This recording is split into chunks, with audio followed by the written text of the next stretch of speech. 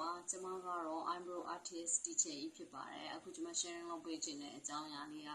ခုမှမျက်ခုံးစထိုးမယ် beginner သမားလေးတွေအတွက်နေရာမှန်ကန်စွာထိုင်နဲ့ကျင်းအားဖြင့်မျက်ခုံးထိုးရတာလွယ်ကူစေမဲ့နေရာထိုင်တာ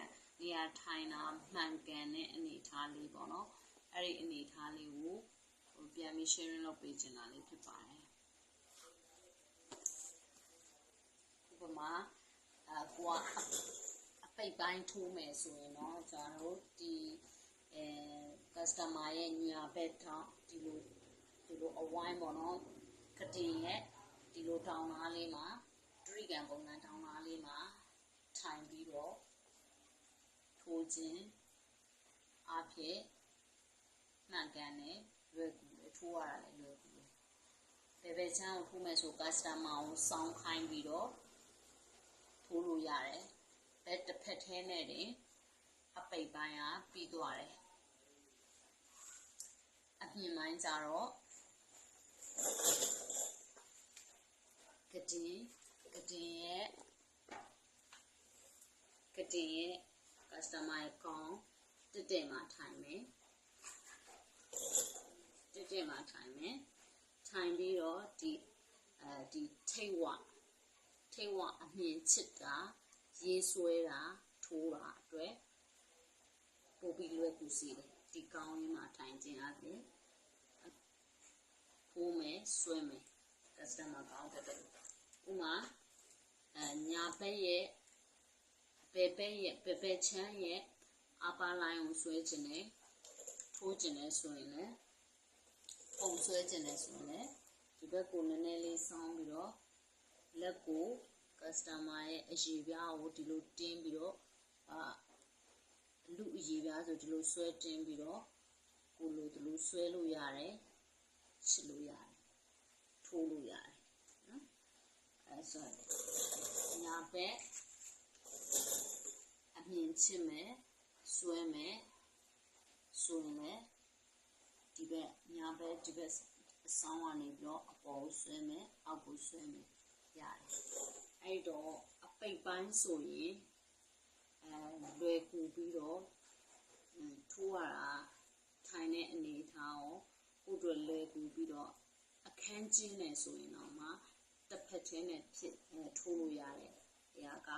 ဒီတောင်းမှာအမြင်ပိုင်းအပိတ်ပိုင်းပဲဖြစ်စေအမြင်ပိုင်းပဲဖြစ်စေ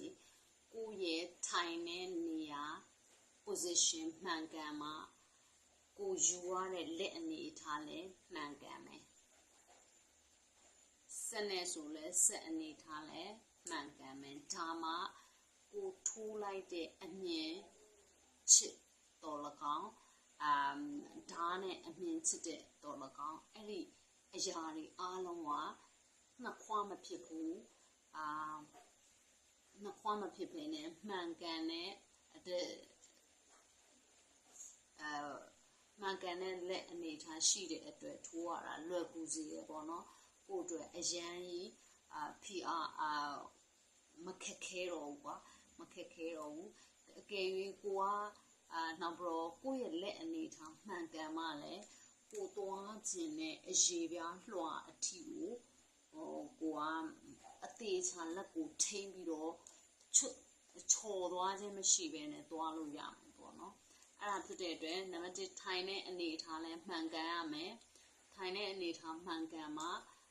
ကိုလှုပ်ဆောင်ရတဲ့တဆင့်ချင်းစီတိုင်းဟာလွယ်ကူမယ်ထိအောင်မယ်ဖြစ်တဲ့အတွက်ဒီအရာလေးတွေကိုဂရုစိုက်ပြီးတော့ဗောနော်အသေးစိတ်ဂရုစိုက်ပြီးတော့ဂရုစိုက်စေခြင်းတဲ့အတွက်ဒီအရာပြန်ပြီးတော့ sharing လုပ်ပေးခြင်းဖြစ်ပါတယ်ဒီဗီဒီယိုလေးကိုကြိုက်နှစ်သက်မယ်ဆိုရင်